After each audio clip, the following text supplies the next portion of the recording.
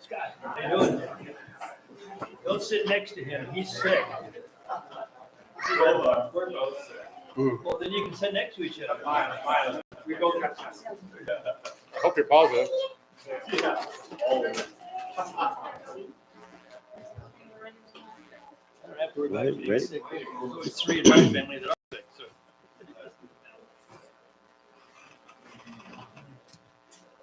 A little fun don't be going on causing me problems tonight. Okay, welcome everyone. I'll call our meeting to order. It's fun to see a lot of new faces here tonight. Let's begin our standard process and then we'll talk more. So we'll have a pledge of allegiance by, we'll have an invocation by Councilman Sip. Please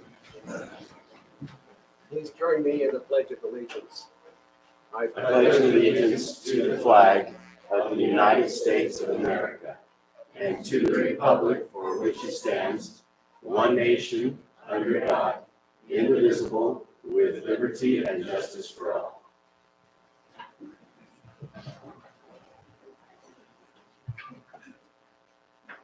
Our Father in heaven, we are so grateful that we could gather here this evening in City Council meeting. I'd like to thank you for all the many blessings God has given us. I'd like to thank you for the moisture that we have received. And please bless us with the abundance of snow in the mountains and the gentle rains in the valleys that we will need to get through the summer. And thank you for this wonderful community we have to live in and to serve in. Thank you to all those who came out tonight. And say farewell to the Mayor Chamberlain and all the great work that he has done. And we say these things in the name of Jesus Christ. Amen. Amen. Thank you. So first I want to mention that Councilman Bringhurst is not with us tonight because someone in his family was tested positive for COVID. So he feels like he has the need to miss our meeting tonight, which I'm not happy about, but we are going to call him when we get to our first business item. So let's go on to our next item here, which is the mayor oath of office. And I'll turn the time over to you, Afton. We're going to have Ruth is going to, so I'm Afton, I'm city manager, and we're going to actually have Ruth just serenade. We want all of Mayor Elder's family to come up with him.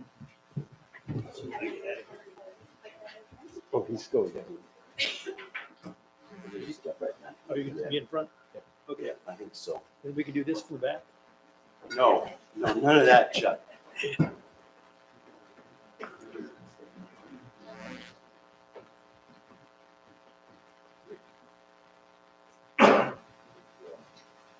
can stand in the chair if you want to. Do you stand right here?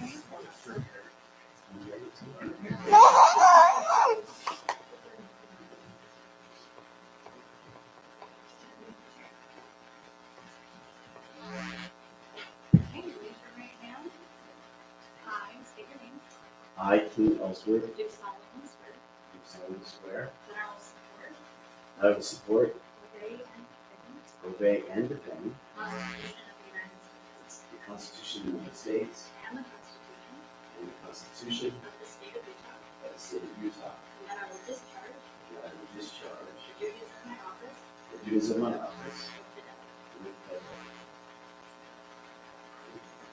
Thanks, guys.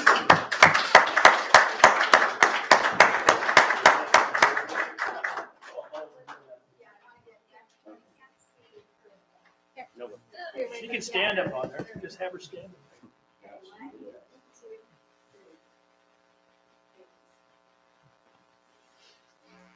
Thank you all. Now, don't go home. You guys can stick around for a little while. After.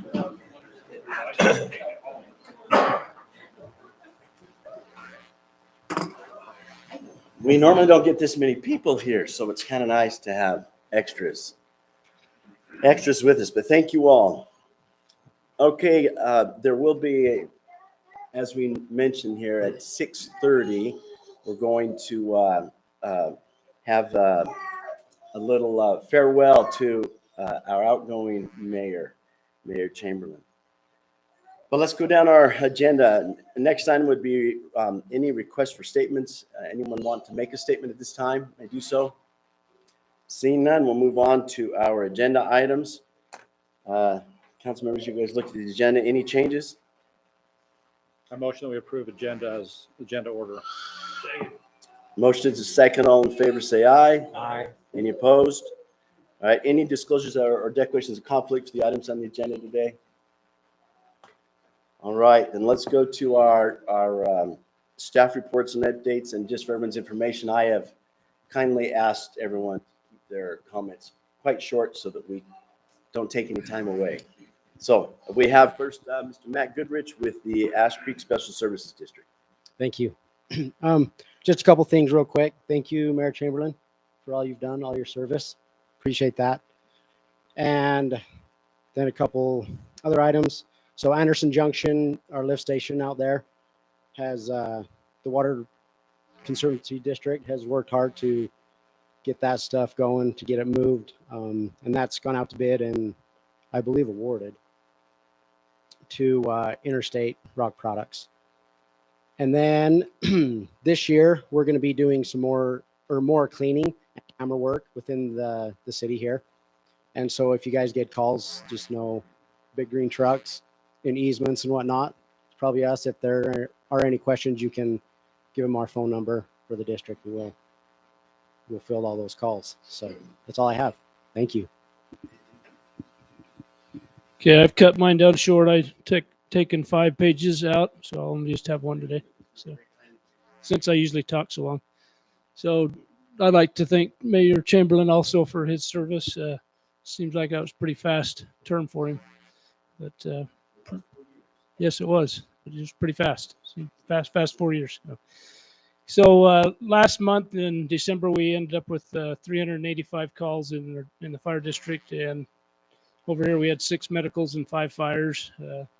So, you know, not meaning that there was 5 structure fires or anything like that, but probably like business alarm, fire alarms and stuff on businesses, stuff like that. So total of 6 calls over here. And for the year, we ended up with 4,500 calls. So like I said, I started doing this in 94 and we've gone up from about 400 calls when I first started to 4,500 calls. So our call volume is growing. And with that going, we're going to be doing some hiring. We put out for applications and we've really been having a hard time getting people to sign up. And so we decided to do something different. I talked about last month about bringing people in and actually training them with no experience. And we'll start the end of this month and go through the end of May. And we're going to put on about 29 people on our shifts. And we end up with 107 applicants. So that's pretty good. I think most businesses would love to have 50 applicants for a job. Right now, it just seems like nobody wants to work, and we've got a range from people from, you know, a little bit senior like me and younger, so that want to come and give it a go. So we actually have a local person that put in, and we've got people in Vertican, a lot in Hurricane. We actually found people that actually have certifications, which is surprising, because usually, you know, everybody's having a hard time getting people to work. So we will probably, we're trying to narrow that down we hired a company to go in and do this testing. We call it a fit test to see if, or a job fit, to see if they fit in this category. So they ask them questions. It's a fire company out of Arizona that does that. And then they did video conferences with them, and they all answered the same questions. And I finished yesterday 107 videos, watching anywhere from 17 seconds to 4 minutes on an answer. So it took quite a while, but we're going to narrow that down to probably 35 people that'll come in and have a chief's interview. And hopefully we can keep the people that we put in through that whole process and get them working for us by June. So it's quite a process, and we're going to be doing all the training, and it's going to be very interesting next 6 months. So that's what we're doing, and we'll be keeping busy with other things with our calls and trying to keep that thing running for the department also. You guys have any questions for us? Okay, the planning commission's just working on the same stuff still. It looks like we have a lot coming from JUC. So there's going to be a few more things on the horizon, but other than that, thanks, Mayor Chamberlain, and that's all we got.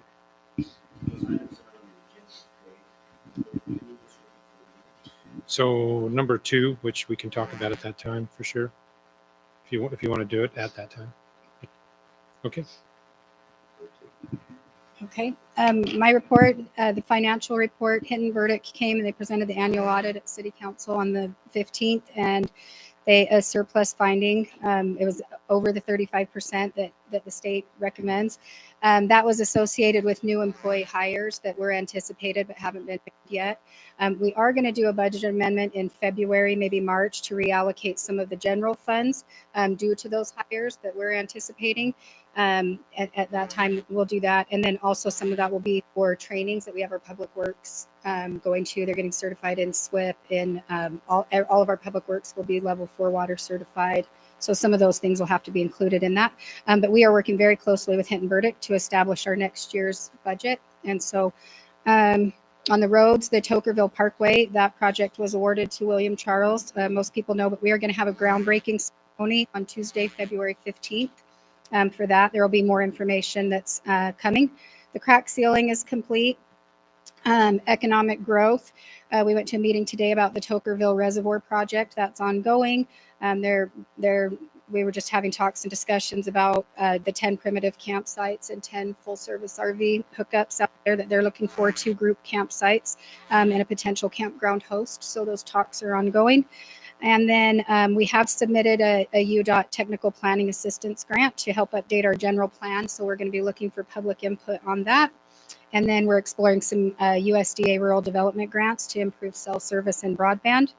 Business licenses, we have 9 new business licenses issued to date for 2021, 57 renewals to date for 2021. They are mixed use, nightly rental, home occupation, conditional use permits. We did Wreaths Across America. I think that was incredible. We're going to have a video of that that we're going to put on our social media. And then that's pretty much it. Just keep checking our social media. So, and also thanks to Mayor Chamberlain.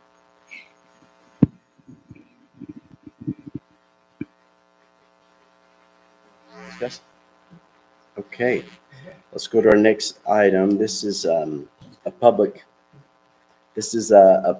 forum. Any individual that wants to speak on a matter may do so at this time. Please come to the microphone, state your name, your address, and keep your comments to no more than 3 minutes, please.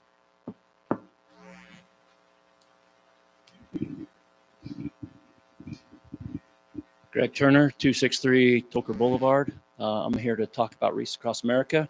First of all, I want to say thank you to Tokerville City, from the council members that participated, to the city staff office workers here that provided all the assistance. Mayor Chamberlain for his speech, for his sound system and all the support. And JD and Lance from the grounds crew made it happen. It was a great community event, great community participation, and I think success overall. On that, I think I'm kind of stuck in this position now as the coordinator for Wreaths Across America. I received word today from Jerome Gorley and the regional coordinator, a guy named Tony Kuhlman, that if Tokerville wants to sponsor Wreaths Across America next year, that if we order the wreaths no later than next Friday with a check, we can get it 1-for-1. So it'd basically be half the cost. We had about 125 wreaths this year. It cost $1,875. That's what the cost would be. They're $15 per wreath. So if we order, I don't remember what my math was. Yeah, that half, it comes out to half of that. So just put it before the city council and mayor. If you want to do it, if you can, I know it's short notice, but if you can let me know and get a check to me, I can get it mailed off by next Friday and we get half price. But thanks again for all the support. Councilmember Graves, do we need to order more? We were not short on wreaths. There were just a few missing veteran names that we've identified that we'll have for next year. Yes.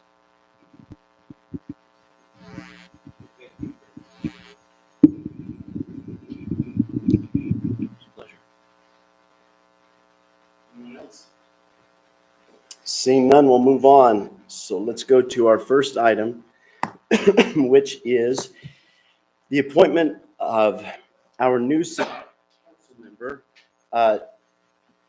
Councilman Brinkhurst, as I mentioned, can't be here, so I'm going to, under our new COVID rules, we can have someone call in to participate. This is the only item I believe that'll be up for vote today, so bear with me just 1 second as I call him, and we'll put him on speaker.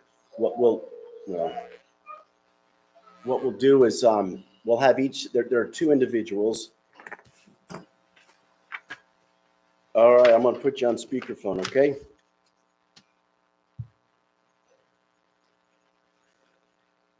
Okay, can you hear us, Mr. Brinkhurst? I can. Okay, so for the, because I was elected mayor, we have a vacant seat that we have to now fill.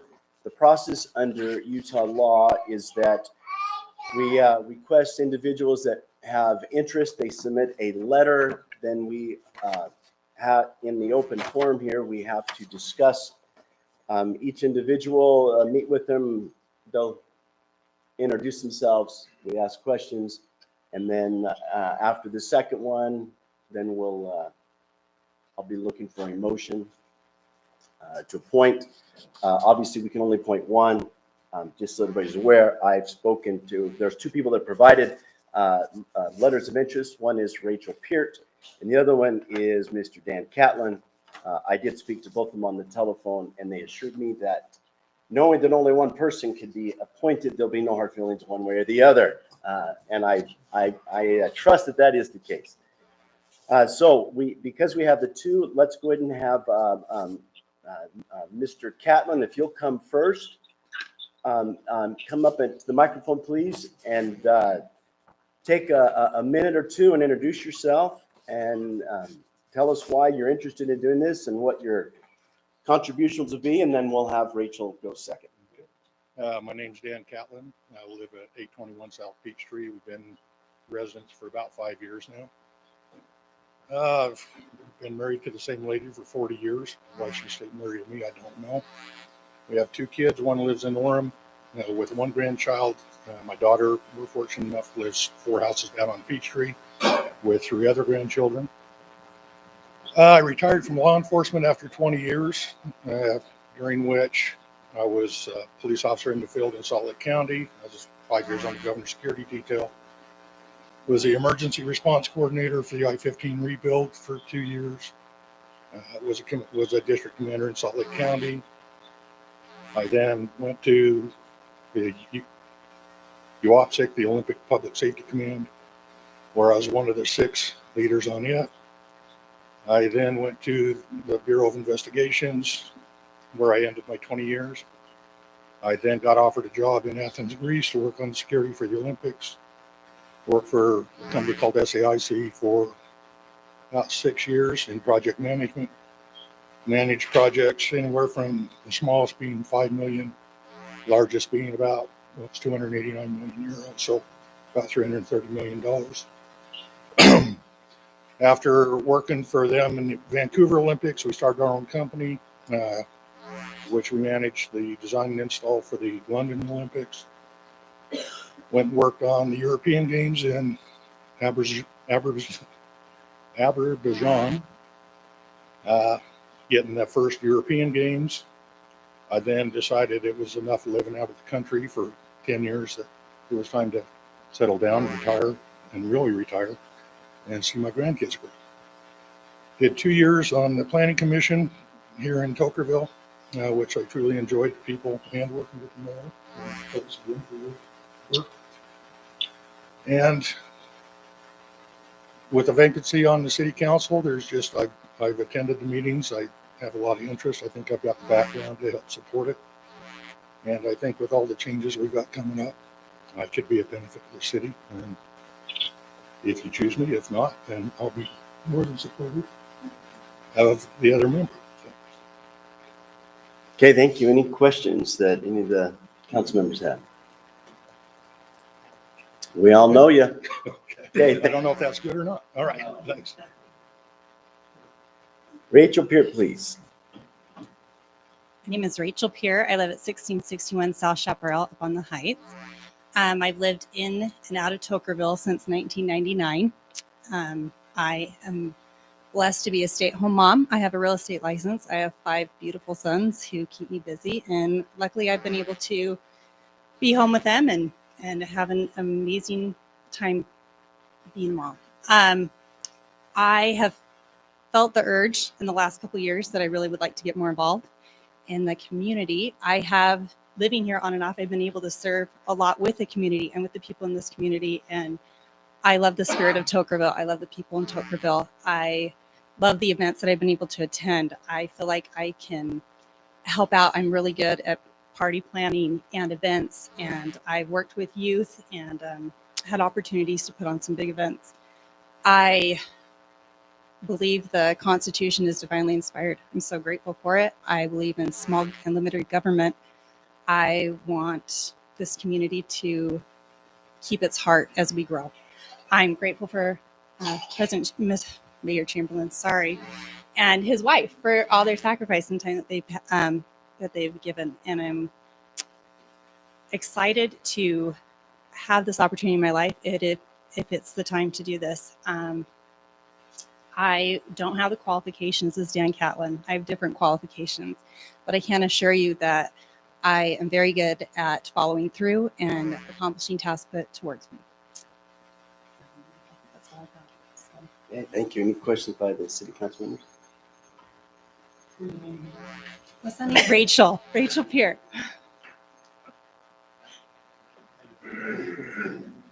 Okay, Chuck, you can't do that. You might, I might take you serious, you know. It's your young age. Say what? Mr. Bringhurst, are you still there? I am. I just muted it so you didn't hear my kids yelling. All right. Do you have any questions of either of the candidates? Nope, I know both of them very well. Okay, so the way this will go, if I'm understanding everything correctly, Mr. Snow, and you correct me if I'm wrong, but I understand that discussions now to be had among us, and that there will be, and some point or another, we have to have a motion, and it'll be a standard vote for the appointment. Before we go there, I do want to say that we couldn't have more diverse applicants, and I appreciate both of you being willing to do so. The beauty of our American system is you can take advantage of someone's like Dan's background, and you also get the insights of someone with Rachel's background. And I think both are very valuable and would be valuable to our city. So that's just something I want to say up front because I think both are good candidates. So at this point, I turn over to the council members to either discuss or I'll entertain a motion. So, Keen, are you serving as mayor yet? I might have missed that part. Yes. So mayor. Yep. I'm officially sworn in. You missed that with your COVID. Well, I saw your kids still there, so I thought maybe we were waiting for like a bigger deal. My question would be, do we know what responsibilities they would be looking to take over for the council? Because that will determine quite a bit on who I feel will serve those better. Yes, and I can answer that. Unfortunately, it's not going to provide a whole lot of insight. In your backup materials today, there's and that is item number 6 on our discussion. But the primary area is culture and recreation. There is one other area of emergency and risk management. I have my name listed there as the proposed person assigned to it. And so anyway, the one that is open based on my suggestions here that's in our materials is culture and recreation, which would be the equivalent of community activities, community events. Thank you.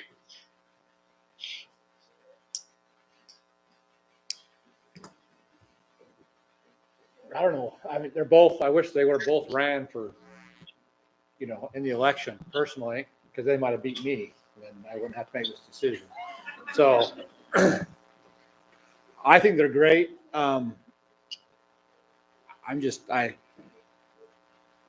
Dan he's put the work in and he'll, but, not a big but, but a but. But we've got 4 old guys up here now, and I'm wondering if we need a whole different, aspect, a whole other look at it, so that's kind of just, I'm not talking about our attorney, just city council. So, oh yeah, I'm including myself. So that's just, more of the same or something new. Just a thought. Do you want to share any thoughts, or is someone ready to make a motion? I move that we vote on the next. Make him. So Are you designating people to appoint? No. Yeah, we got to vote. We got to know who to vote You have to for. make a motion. someone's got to make a motion to appoint one or the other. Okay. I move that we appoint Rachel Pearce as our next city councilman. We have a motion. Is there a second? I'll second. We have a motion and a second. Any other discussion? Did you hear that, Councilman Bringhurst? I did. Okay, all in favor say aye. Aye. Aye. Any opposed? You're a nay? Gary Chaves. Okay. Well, the motion carries 3-1, so that would mean that, Rachel, you are officially appointed. So if you'd come take your seat up here, that would be most appreciated.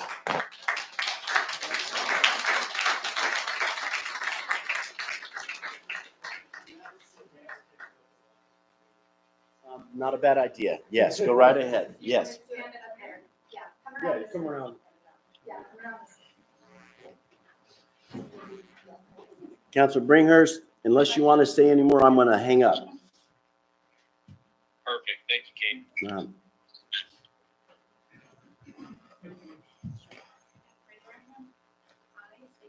I, Rachel Pearce, do solemnly swear that I will support, obey, and defend the Constitution of the United States, and the Constitution of the State of Utah, and that I will discharge the duties of my office with fidelity.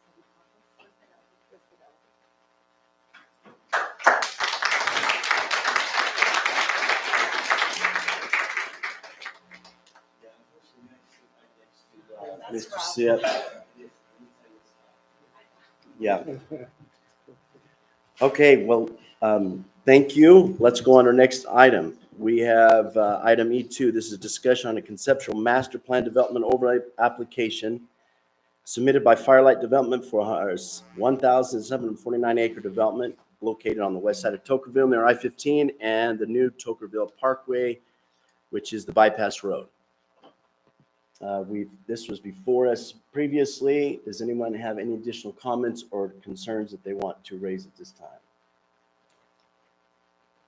And I remind everyone that this is our work meeting, so there's no vote to be taken here. It's just a matter of discussion. And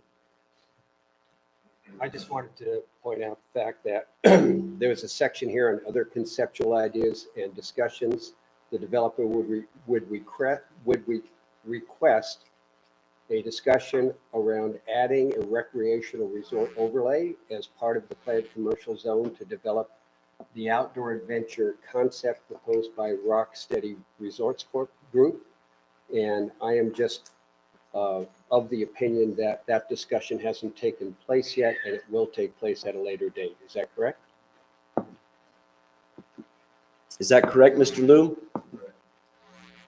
Okay, and thank you, Matt. And then once we vote next week, I would recommend that we have a contingent upon a development agreement being put forth within 60 days and approved by the city council. After a visit with the water district, I think we should not be contractually required to provide water to the development if it's unavailable. And I just think that would be a factor, and I think it might already be in there. So that's the only comments that I have. Okay, thank you. Mr. Sip, anything? Rachel, good luck reading it. It's a long, It's boring big. read, It's but big. have some fun with it. You got 2 weeks. Yeah. Okay, our next item is number 3, discussion possible vote to approve or deny the proposed Tokerville ordinance amending Title 10, Chapter 19 to include Article 1, public facility reimbursements, and Article J, public facility installation, connections, and deferrals. Mr. Snow, is this something you want to briefly tell us about? Pull it back open here. So with the upcoming development that we expect to see here from the city, there are going to be situations where we as a city staff from a planning perspective may ask of developers to oversize certain utilities or to make connections, extend roadways, widen roadways, do different things that would be for the benefit of other property owners other than their development. In that situation, it is very commonplace that if the city is asking of that and there's not a connection to the development itself, we cannot ask for an exaction such as that constitutionally, but we can agree to reimburse them for system improvements. That means there's a concept in Utah law. It's primarily found in our impact fee statutes in Utah. The concept of project improvements and system improvements. Improvements that they need to make, whether it's off-site or on their property, that benefits only their property is a project improvement. An improvement they make off-site or have it come through their property, but that is bigger in capacity in a way. The difference between what they need for their project and what we're requesting of them to construct, that difference is considered a system improvement because it improves and expands our systems, whether it be our water system, whether it be our road system, it could be multiple different things, storm drain. And so we needed a way in which, if approached, that we could deal with and have a standard policy in dealing with these requests for reimbursements, because it would be unfair for us to ask them to build system improvements. They do need to pay for their own development. And so we went through, and in this document, we've added a section. We've looked at a lot of different municipalities, and really there are only two real ways, unless we were just straight flush with cash as a city, because we have a massive tax base where we could do reimbursements just out of our general fund. The two main ways that you do that is either through a pioneering agreement, a reimbursement agreement, or through an impact fee reimbursement agreement. And that's what we attempt to set forth in this policy that we're adopting in our ordinances, that we would give one of two, those two types. If it is for a system improvement and the improvement is an item, it is a project defined on our impact fee capital facilities plan, so that we're collecting impact fees from others. It doesn't even have to be within their development. It could be anywhere. We can agree to reimburse them from impact fees for that upsize in the cost. There's a very detailed procedures you will see in the agreement about how they have to propose and do the engineering, propose the size, and do the analytical analysis of what is the upsize and the estimation of the increase in cost. That has to be double checked by our engineer. Confirm they just can't pick willy-nilly as to how much they think is needed for them. It also analyzes that they're not trying to undersize the infrastructure for their own development. Once it's done, we have to, on a case-by-case basis, it's not one big blanket agreement. It would be, if there's going to be an extension of a water line, or if we're going to do an expanded road or a parkway or something like that, and we want that through their property, then on each case there would be a reimbursement agreement put into place, and either we're reimbursing them from impact fees, or the other way is kind of the older more traditional way. And what they would do, a pioneering agreement is when you have a bunch of property owners who all stand to benefit from an improvement that's going to go in like a roadway, but the one property owner wants to develop first and needs to put in that roadway. There is a mechanism, pioneering agreement, whereby they can come to the city, propose installing that infrastructure, and propose a pioneering, a benefited district. What areas are going to be directly benefited by this improvement that they're going to put in? The property owners are given public notice of this, and if we adopt and agree to a pioneering agreement, what it says is that whenever we will delineate what is the cost broken out by all the properties on a proportional share within that benefited district, and whenever a future property owner comes in to develop their property, we're supposed to assess and collect from them and remit to the original developer their proportional share of that benefited infrastructure. Does that apply to 3 and 4 on our agenda here, or is 4 different? Just 4. Pardon me, just 4. Well, let me get to that. So there are 2 parts. We're essentially adopting 2 different policies. One is with regards to reimbursements, and the other one is with regards to deferral of required public improvements. Now, we're probably quite familiar with situations. We've had a standard deferral agreement that we've had individual homeowners sign when they want to pull a building permit to build a house on a road, for instance, that doesn't have the entire road built out.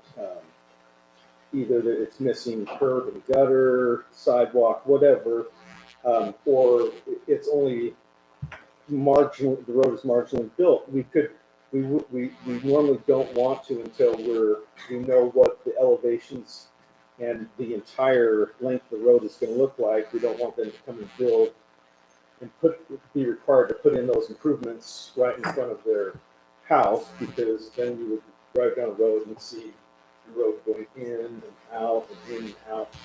And so we have a standard deferral agreement where we have them pay an estimated cost into the city. We hold it in a PTIF account, and then when the city goes through to finish out an entire roadway, then that money is applied to it. It also, they agree that if we decide to do it by a special improvement district, that they won't object to that, to doing that. We may want to do it on a regional or a bigger area basis. What we're finding here is that we're going to have some situations where there are different types of deferrals, where it may be things other than just one house. For instance, I am familiar with like Firelight. Their proposal, there are going to be several roads that will connect from our existing road system to the Tocqueville Parkway. Some of those will be improved, but the proposal for them is to develop the spine of the road, but not build it out to full width until within their development along the sides of it are ready to improve. And then they'll, just like any other subdivision, we make them improve it up to the existing roadway so that we have access. And so there is a section in here that talks about a deferral on more than a one-time bid, for just instead of an individual home, if it's done on like a project basis deferral. And So, go ahead. can I just, Yeah. don't be offended, but we need to cut this meeting a little shorter than normal because of an open house we're having, and it's past time. But I do want to hear that, but I will say, essentially it. But that's what that number 4 is asking for a deferral agreement for the connecting roads to the Tocqueville Park. all right, and so what I would ask the council members to do is, it's in our materials, read it. If you have questions, Number 5 goes with it as well. please ask. Yes.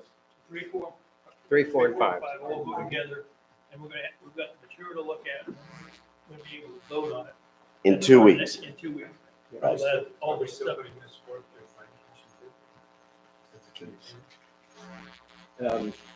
No, these are deferral agreements. Just because it's intended doesn't mean it has to come before the planning commission. It's not a land use decision per se. We're not approving the use of land, but it is located in chapter 10. So X item number 6, if you look in your backup materials, we have a list of what I proposed for the assignments. So if you just take a look at those and we'll vote on those next time.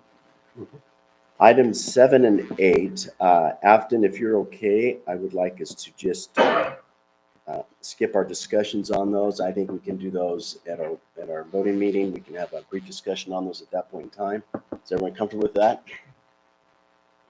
Okay, and then as for our next items, which are our city council and city department reports, I'm going to also suggest that we postpone those until our next meeting. Everybody good with that?